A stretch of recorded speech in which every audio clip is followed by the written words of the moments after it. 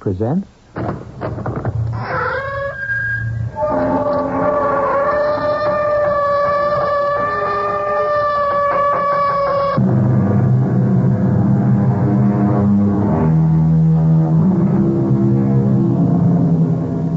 Come in. Welcome. I'm E.G. Marshall. The meek shall inherit the earth, but surely not today. Indeed, it wouldn't be surprising if it didn't happen next week, or next month, or even next year. In order to be a successful member of the meek, one requires patience. Indeed, the thing the meek do better than anyone else is to endure injustice with patience. And yet there is a human limit to endurance, while obviously there is no limit to injustice. Something has to give. Can you describe the man who killed my son? Oh, no. But you saw the man. I didn't. I swear I didn't. That isn't true. Who are you to come busting in and giving me the third degree? Get out! What did he look like? Mister, I got a husband, kids. Let me alone. What did he look like? Get out! Yes, I shall get out. But I shall return tomorrow, and the day after, and the day after, and I'll ask you again and again, and you will not know a moment's peace until you tell me.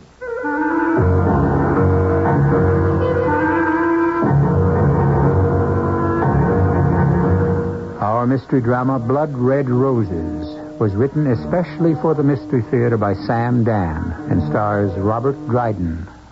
It is sponsored in part by Buick Motor Division and Anheuser-Busch Incorporated, Brewers of Budweiser. I'll be back shortly with Act One.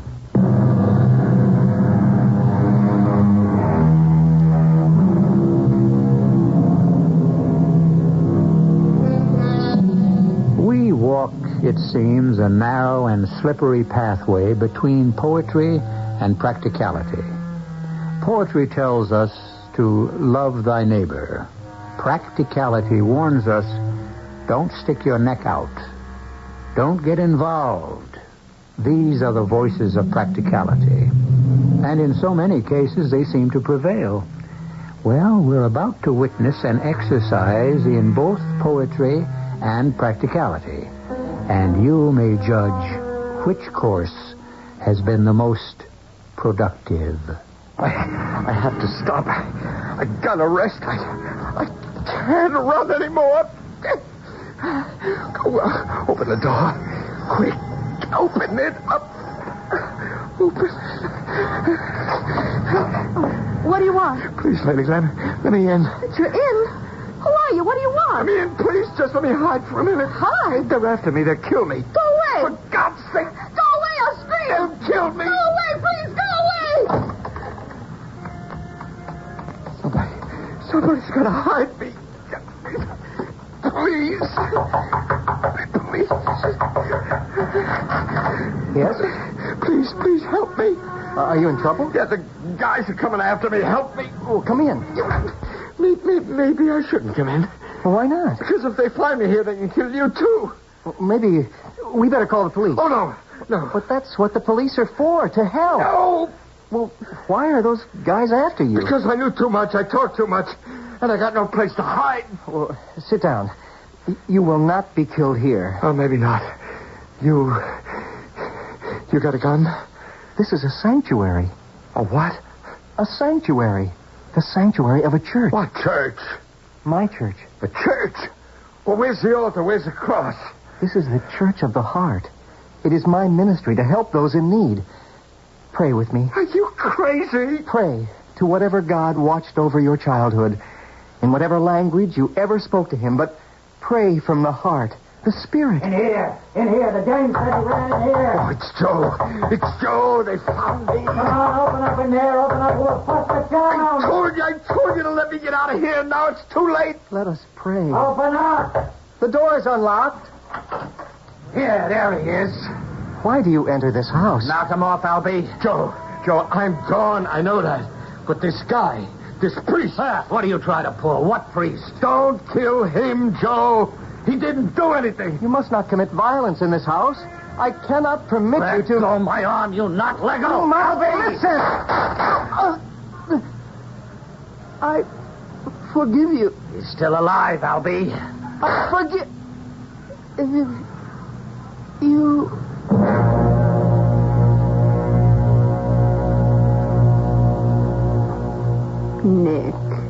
Nick, please. Let me alone, Anna. Look, you can't sit here in the room day and night. At least eat something. Eat something. That will make everything all right. Eat something, and it will bring Stephen back to life. Oh, just eat something to keep up your strength. Yes. I need my strength. I need strength to mourn him. That very nice police lieutenant called on the telephone. He said, as soon as they find the man who killed... Yes? They'll be able to find the man. Is that true? Yes, Nick. You see, they have their ways. Why don't they ask me who killed him? Ask you. I know who killed Steve. Nick. I killed him. I killed my own son. Oh, Nick, you don't know what you're saying. I killed him because I failed him as a father. It's God's will that we go on living. I taught him the wrong things. Would he want you to go mad with grief? It was my duty as a father to arm him. I won't listen to strengthen him for the battle of life. What are you saying? What did I teach him? Oh, you taught him to be honest, to be decent. I betrayed him. No. I disarmed him. I sent him naked and defenseless into the jungle. I filled his head with nonsense. Please, Nick, we must go on somehow. I said to him, my son, we live because of God's love. It's true. It's a lie. This isn't you talking. This isn't the Nick I've been married to for 40 years. Oh, yes. That much is true. I am no longer the same Nick. The same stupid Nick. The childish Nick. The Nick who believed in miracles. Oh, please, don't say any more now. You really don't mean these things. Oh, Mr. Ardmore called. He wants to know if you'll look after his gardens this year as usual. No. Nick, if you don't work, you must do something to keep your mind busy. My mind is busy enough, Anna. I have other things to think about. What things, Nick? What things?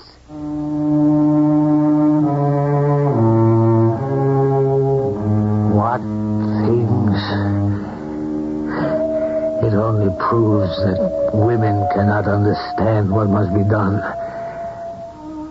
I must kill the man who murdered my son. Even as I say these words, I feel a chill.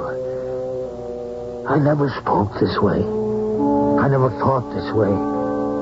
But until now, I never had reason to. Lieutenant Daly. Who? Well, can't you tell him I'm out? Look, I feel sorry for him, too, but what can I do about it? All right, send him in. What does this old guy want from me, anyhow? Mr. Burko, come in, sit down. Oh, thank you. I know what you're here to ask me. Yes. And let me tell you, we're working on it. Are there any results? Well, it was a gangland killing. We know that much. Yes. The guy they were after was a stool pigeon. Excuse me? No, an informer. Oh, yes. Well, the problem is, any one of a number of well-known racketeers could have ordered the hit. We don't know which gang, which outfit is responsible. Yeah, but the gunmen, they prowled through the neighborhood. They were seen. Surely they can be described. By whom? By witnesses. We can't find any. But it is a crowded street. Someone saw them. People are frightened. It is known that the fugitive ran from door to door, and each door was closed to him. Yeah, it's the old story. Nobody wanted to get involved. Well, you can't blame people too much, you know. They're scared. Have you spoken to the people? Yes, Mr. Burko, but we can't force people to testify. Maybe if I spoke to them... What makes you think they would listen to you? I would ask them in a certain way.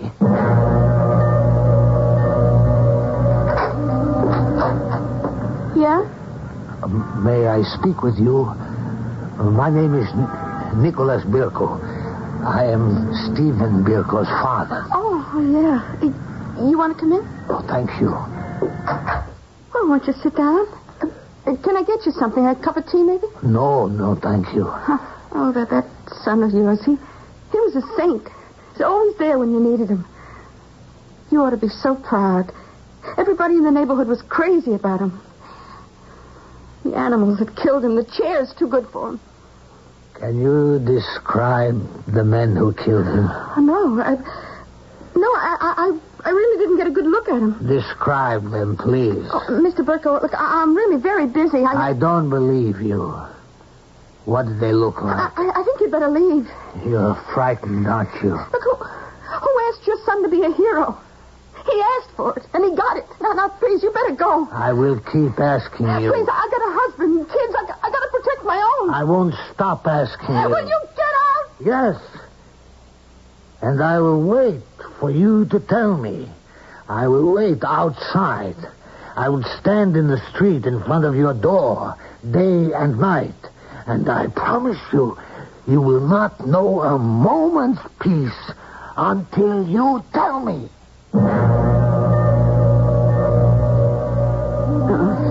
Nick? Oh, Anna, I'm sorry. I woke you. I'm sorry. Oh, where are you going? It's only 6 o'clock in the morning. Out. Oh, Nick, you can't keep doing this. I can. I will. I must. You just stand on the corner outside that woman's flat. I'll go back to sleep. People think you're insane. People may think as they like. Oh, Nick, you have to go back to work. This is my work. Your customers. They'll have to hire other landscape artists. All the flowers you planted for so many good people. It can't be helped. But what good does it do? Your only son was murdered, and you have no wish to avenge his death? Vengeance is mine, says the Lord. Ah, yes. But since the Lord shows no sign of taking it, I'll have to attend to it myself. Nick, it's raining outside. It's also raining on my son's grave. If you could only find peace. I will. On the day I avenge his death.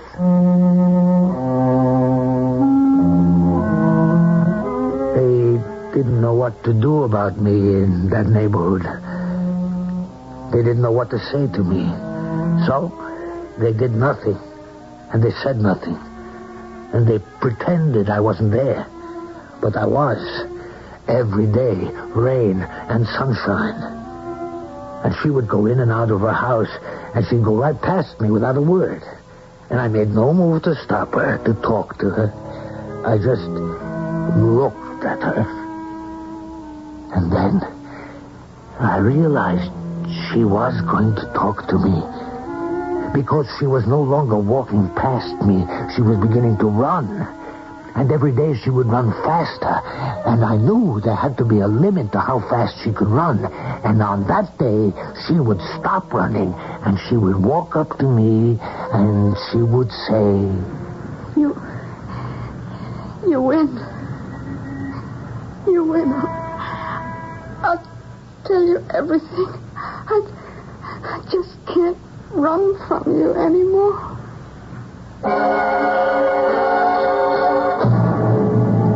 Persistence has paid off. She's going to describe those killers. Joe, Albie, weren't those the names we heard? But what can Nick Burko do with the information? He talks about revenge, but these are professional hoodlums. Well, he has a second act in which to figure out a course of action.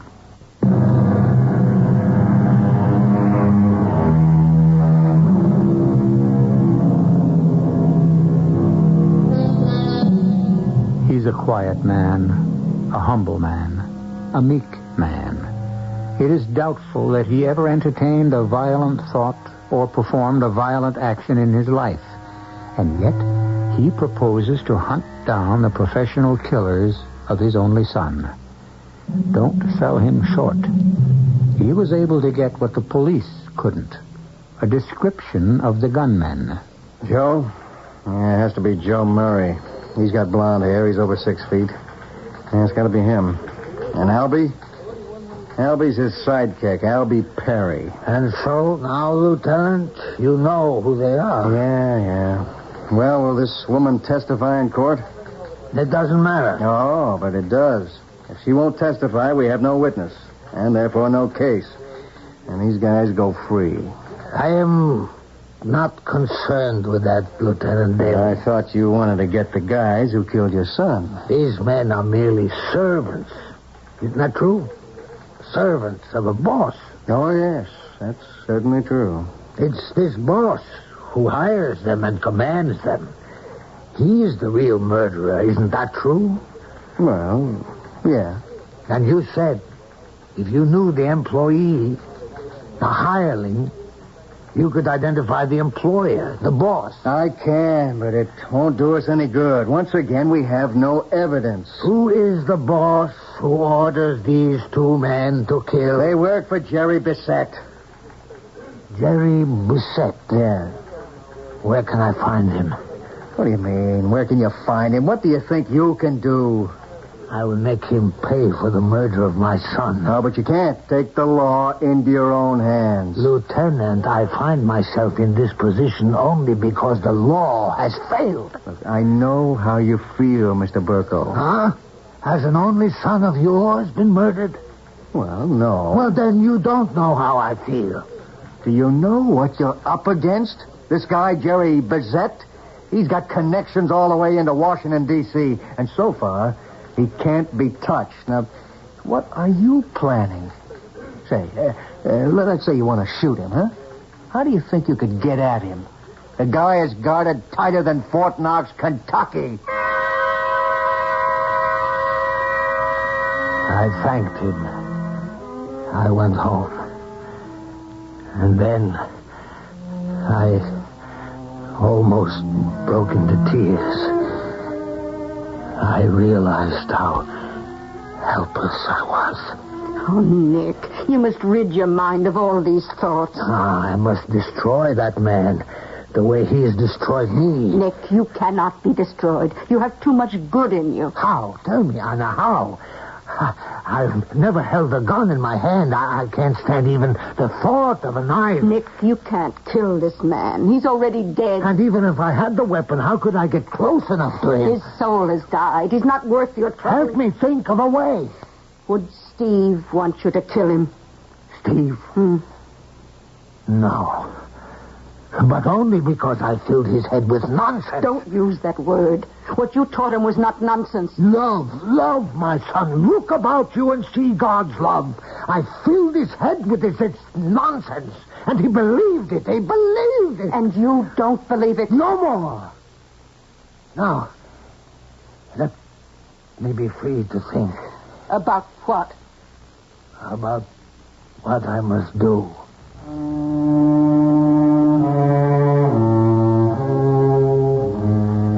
Suddenly, I felt as if a weight had been lifted from my mind. Now, for some reason, everything was so clear. Jerry Bissett. The untouchable Jerry Bissett. I would find a way somehow. And so, instead of wringing my hands and feeling sorry for myself, I decided to act. First, I must learn everything there was to know about Jerry Bissett. In the beginning, Lieutenant Daly refused to talk to me, but I haunted his office just as I did that lady's street corner. And I heard some gossip, and I took advantage of it. What are these? Those are roses, Lieutenant. I know they're roses. I never saw such beautiful ones. I understand your wife loves to grow roses. Yeah, what kind are they? It's a rose I have developed myself. I will tell her how to plant them, how to... hold on a minute. Why are you This giving is a me- bribe. Oh, no, I can't take... And what am I asking for? Just information on Jerry Bissett.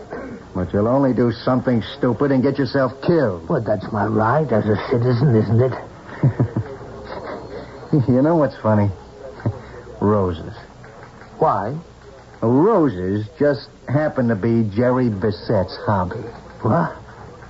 This animal appreciates the beauty of a rose? Many of these animals have become domesticated in certain minor matters. They breed flowers, horses, dogs. They buy art. Roses. Yeah.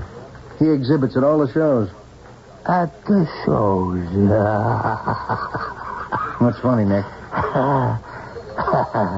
Roses. As simple as that. Roses.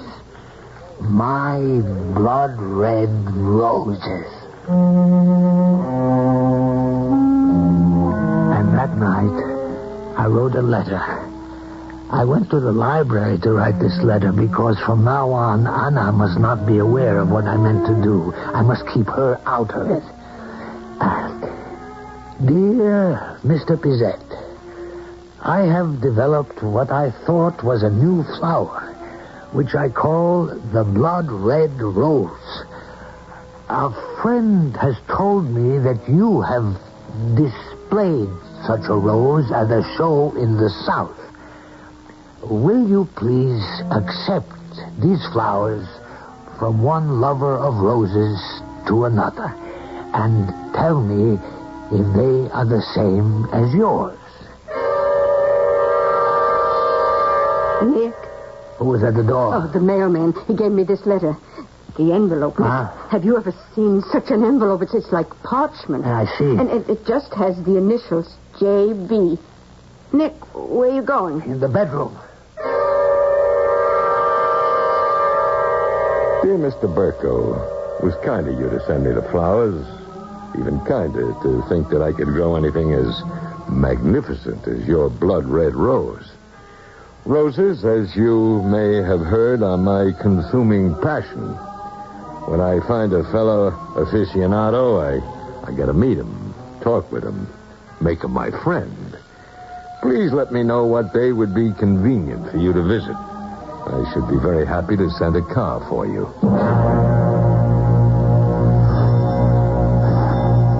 A minute, please. Yes? Is this the house of Nicholas Burko?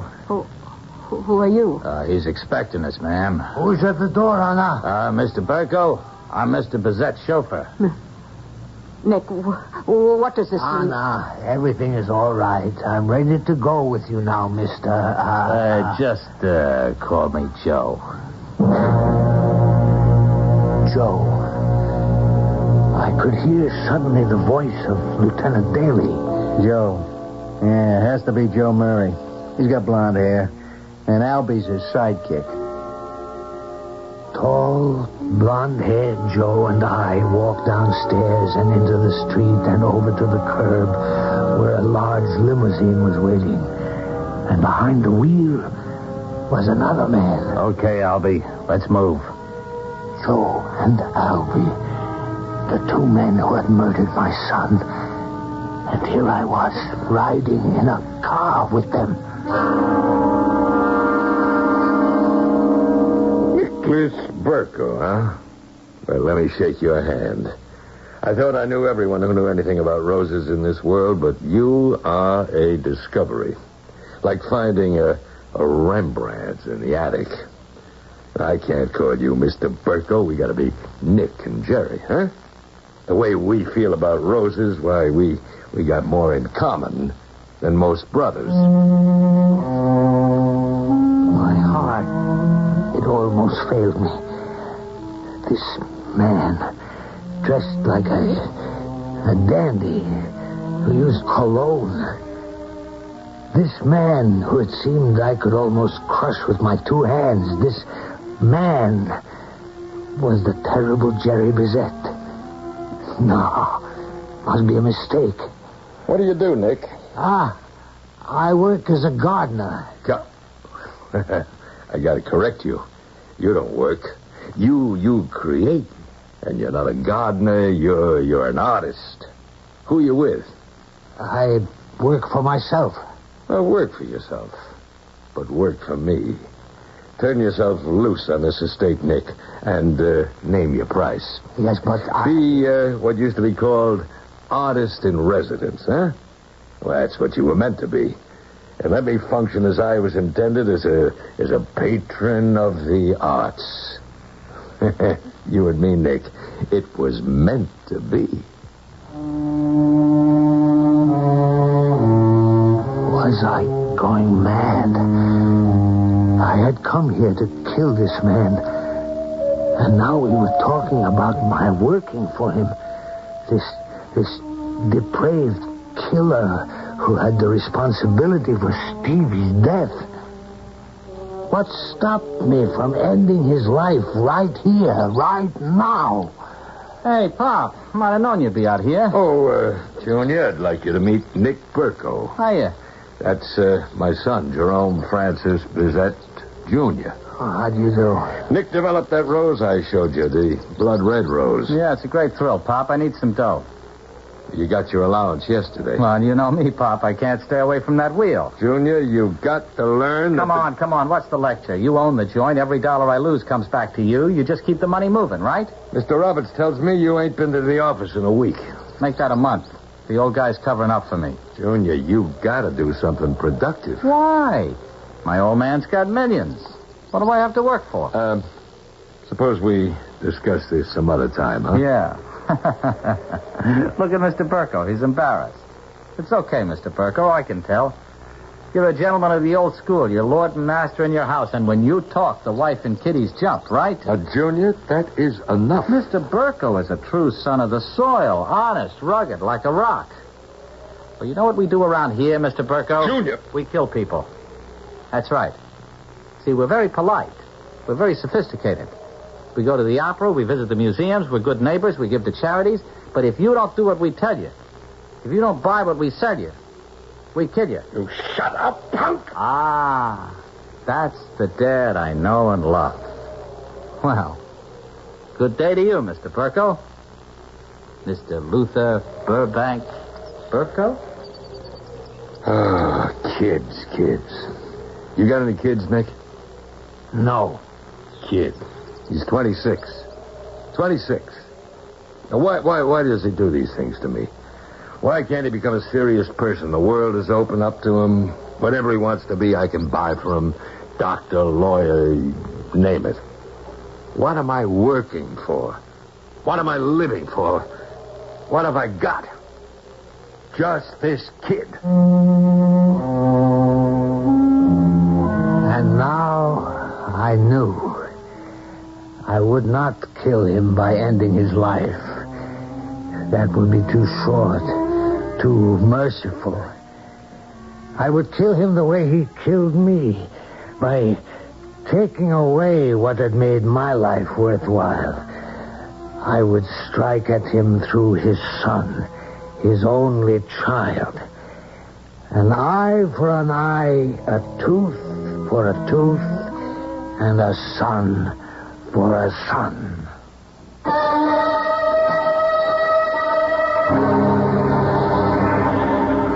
And that is the price. The blood price. The only problem is, can Nick Burko convince himself to exact it? Can a man suddenly overcome the habits of a lifetime? The snake can shed its skin, but can the leopard change its spots? There will be both shedding and changing when I return shortly with Act 3.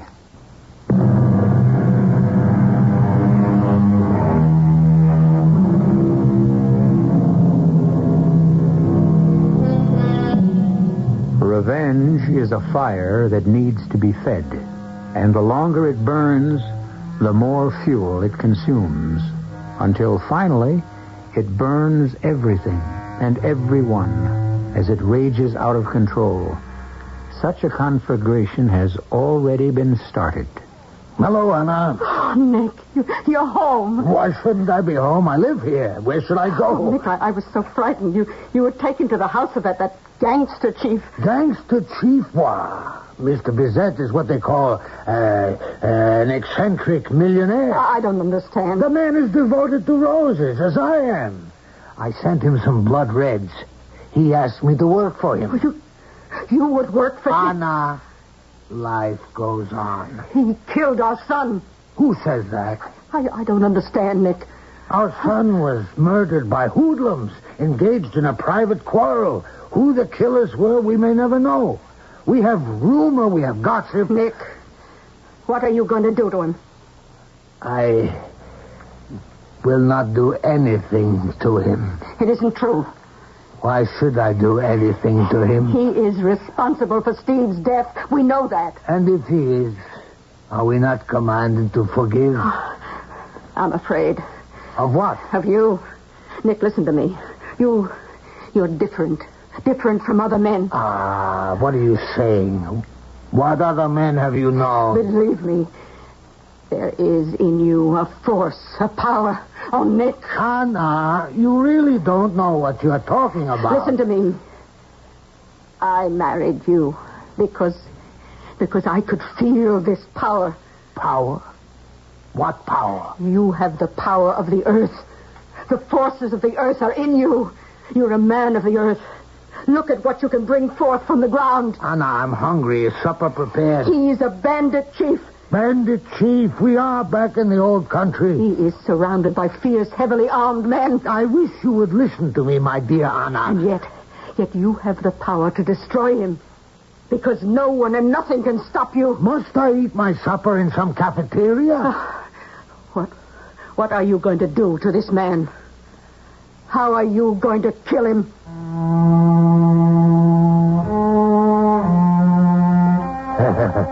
Women. And mine is the best of them. And even she has no understanding.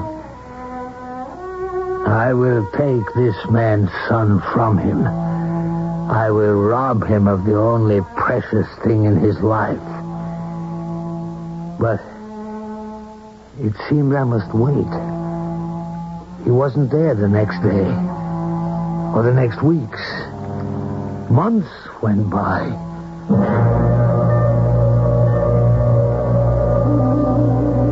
It's a miracle. This garden, it's a miracle. You know something? Nothing ever grew here before. But I saw this garden before I went to work. It was a hustle. It was all brought in, every inch of dirt. This place could only grow weeds. I cannot believe that. You know what I told the old man. I said you got too much blood in the ground. Why are you unhappy? Huh? Unhappy? Why should I be unhappy? I'm the one who asked the question. Who are you to question me? What do you know? What do you know about anything? What do you know? What do you know about anything? I had heard those words before. They were spoken to me by my own son. My own son. And with great fire and passion. What do you know? What do you know about anything? You're an American now, for crying out loud. You're not some ignorant European peasant. What are you trying to say to me, Stephen? Oh, wise up. You walk around all day with dirt on your shoes and manure on your hands. What do you know about anything? You have to be smart in this country, because what counts here is the almighty buck. That's what people understand. That's what people respect. And that's what I'm out to get. Stephen, listen to me. I know what you're going to say, and I won't buy it. Steve, look at this. Look at this rose. So what? It's just a rose. No. It's a special rose. It's my very own rose. It never existed before. This blood red rose. All the money in the world could never buy this rose.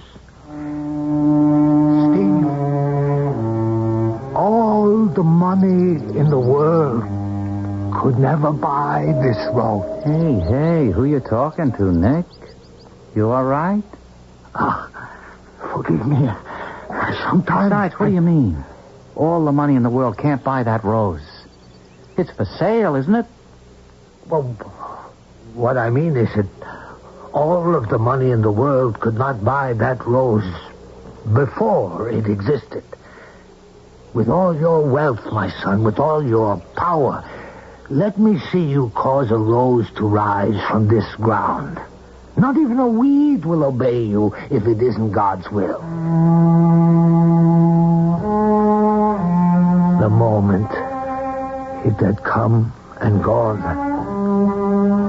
How could I kill him when I was talking about God? And then a thought flashed into my mind.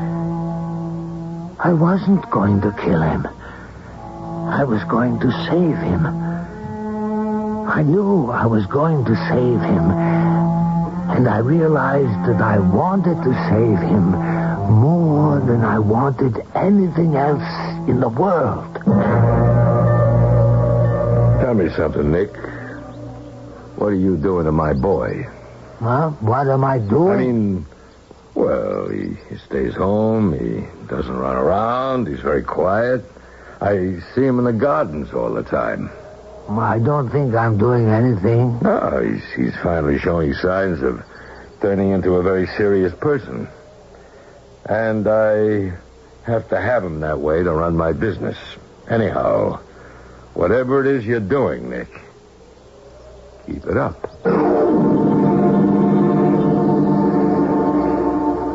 How did you get that rose to be such a red color? Such a blood red? That's not the way to say it.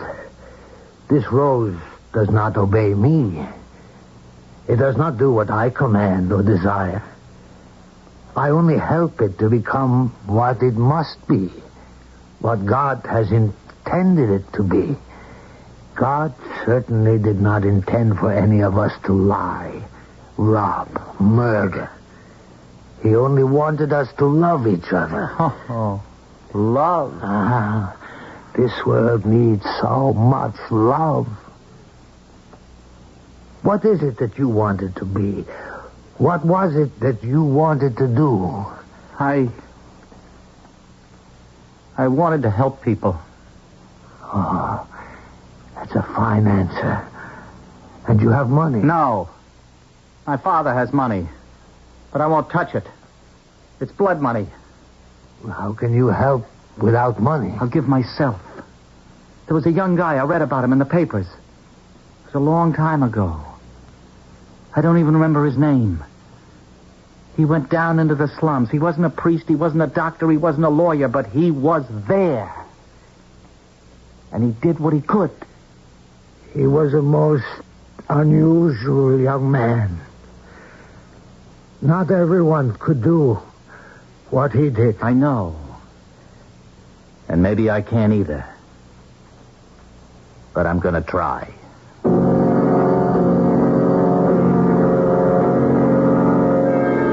You're crazy. Where are you going? I'm leaving, Father. Well, what are you leaving? You, this, everything. You mean you're going to live in some filthy rat hole, huh? Can't live here. Why? Because I finally found out who I am, what I am, and what I want to do. You're my son. You can't give this up. You can't. Goodbye, Father. But what was it for? Who was it for? Why did I do it? For you. I don't want it. Stay with me, Junior. Why, we can own the world. Come with me, Father. We can have the world. Oh, you'll come back. You'll come crawling back on your hands and knees. You'll get bit by the first rat, hit by the first rock. Yeah. Goodbye, Nick. Goodbye. Could I have some of those roses? Oh, of course. Thanks. Blood red roses. Goodbye. Nick, what's gotten into that boy? Is the whole world gone crazy? Why don't you go and live with him? You know what you're talking about? He has chosen a new way of life. Unless that way becomes your way, you'll never see him again. How can I stop being Jerry Bizet? How? Answer me. You can't. And that's why he's been taken away from you. You've lost him forever.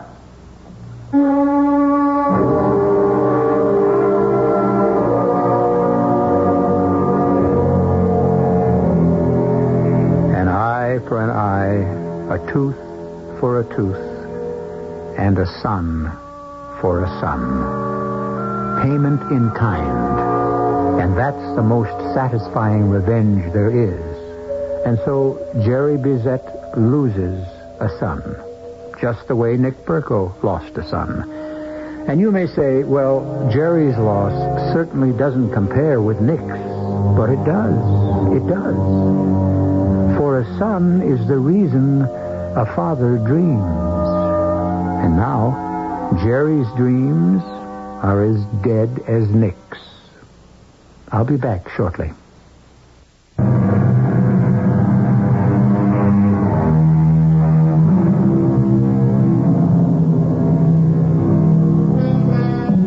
Roses, the traditional flowers of romance. The red rose of courage and valor. The white rose of purity and hope. What's in a name? Everything. The bard to the contrary notwithstanding. Would a rose by any other name smell as sweet? Probably. But who would believe it? Our cast included Robert Dryden, Bryna Rayburn, Arnold Moss, William Redfield, and Bob Caliban. The entire production was under the direction of Hyman Brown. Radio Mystery Theater was sponsored in part by Anheuser-Busch Incorporated, Brewers of Budweiser, and Buick Motor Division. This is E.G. Marshall inviting you to return to our Mystery Theater for another adventure in the macabre. Until next time, pleasant dreams. You've been listening to the OTR Gold Network. Find more classic radio at otrgold.com.